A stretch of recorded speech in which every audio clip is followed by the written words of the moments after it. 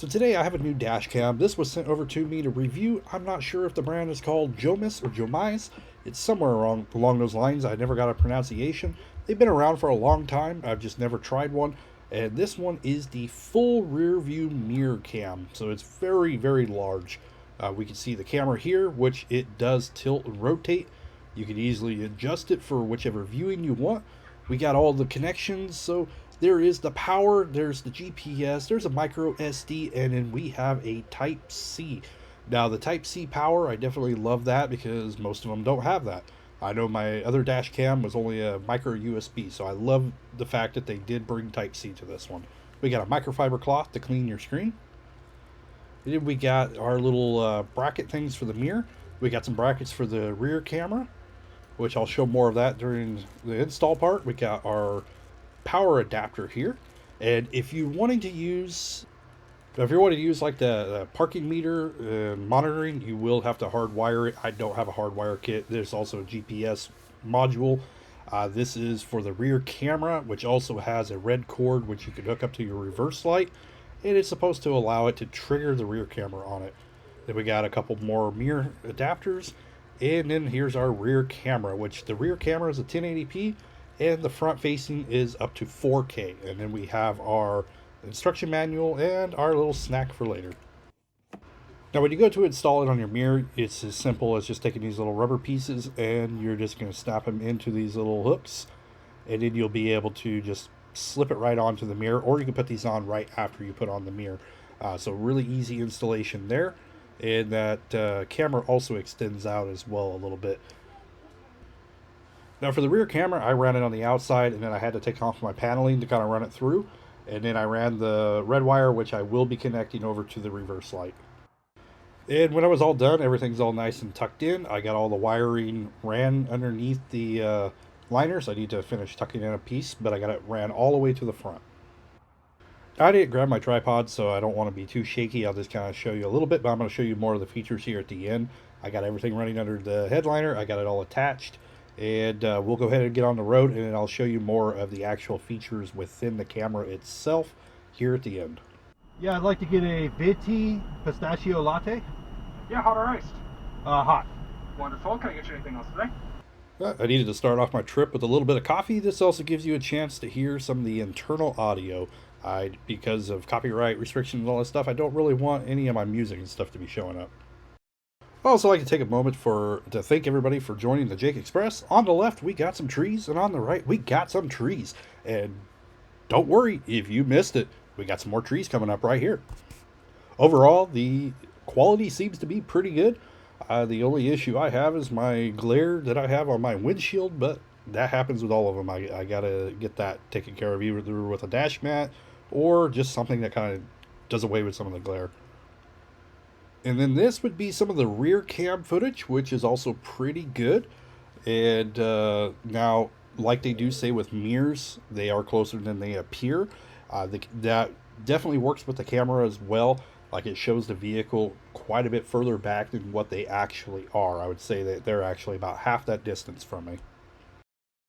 And I ended up driving over an hour as the sun was going down. Kind of give you an idea of how the picture looks as it's getting dark. It's still not too bad. It's not quite as clear as during the day, of course, but that's every dash cam I try. Overall, the picture quality seems to be pretty good, though.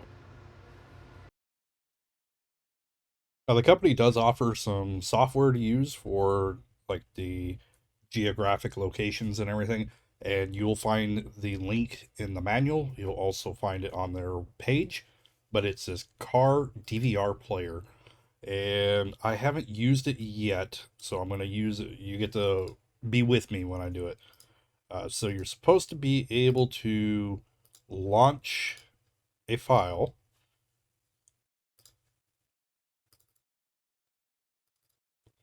And what I'll do is I'll just grab one of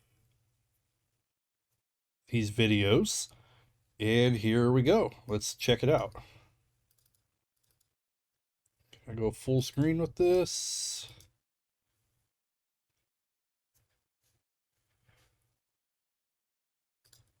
Ah, there we go. Now we got a full screen. So it does show the map over here of where I am. It does look accurate, so it's pretty cool.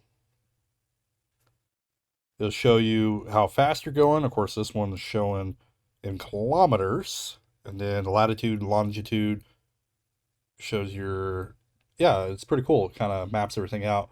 Let's see. I think, yeah, you can. So we can change this to miles per hour, and there we go. So that's going to be for us Americans, but that is actually pretty cool. So this is how you would check the maps on your videos. All right, so let's go ahead and take a look. Right now it's on the rear camera. There's the front camera. It is dark outside now. And then you swipe it again, you get your front and your rear. And you can just kind of scroll between them. There's another way you can do it. You can just tap it, bring up the settings. You can hit that little button there, and that will switch between them as well. You can also play back. You can pause and record here. You can take a picture. You can lock your file. In your settings, if you go in there, you'll see where you got your storage. And right now I just have a 64 gigabyte in here. I will probably need to upgrade to another one, especially if I'm doing 4K. And you can do up to 128 from what I'm seeing. Resolution, you can do 4K, 2.5, or 1080. Your loop time, you can do 1 minute, 3 minutes, and 5 minutes. You got audio recording. Your G sensor, which you will need to hardwire it, because if it doesn't have power, it's not going to trigger. You can change your language. You can do screen off, so if you want it to automatically turn off at a certain interval, you can. I have it completely off, so the cameras are on the whole time. Volume, you could do, off, low, middle, or high. You got a brightness setting, so you can always lower it or brighten that as you wish. The reversing auxiliary line, that's going to be if you hooked it up to your reverse light in order to trigger the reverse. Then you got mirror flip, vertical flip, you got your date and time, you got your GPS information, which is going to show all the satellites that it's connected to. I have the satellite receiver right above it connected to the windshield.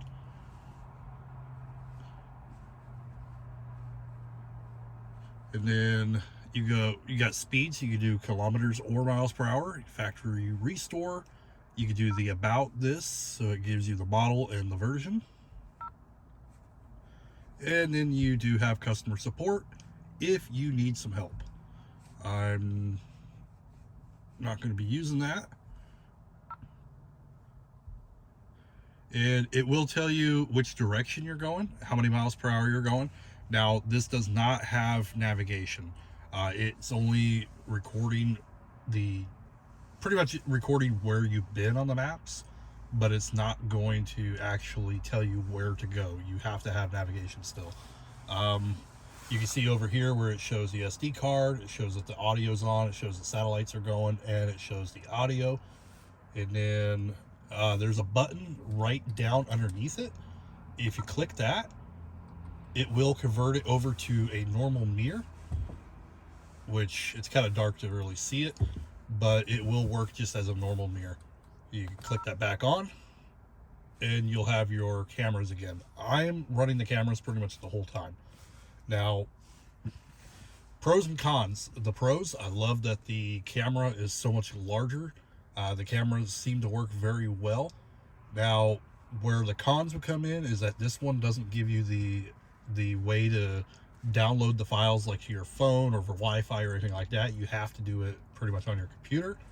And I would have liked if the camera would have extended out just a little bit more. That way I can, kind of put the camera or the dash cam over just a little bit, because there is a little bit of overhang from my rear view camera or my rear view mirror. It's not a deal breaker or anything, but just kind of pointing that out there. Depending on the size of your mirror, it's going to kind of depend on how this is going to fit on there. It does have the brackets though, where you can fit it on larger and smaller mirrors, and it went on pretty easily. You also, your camera, you can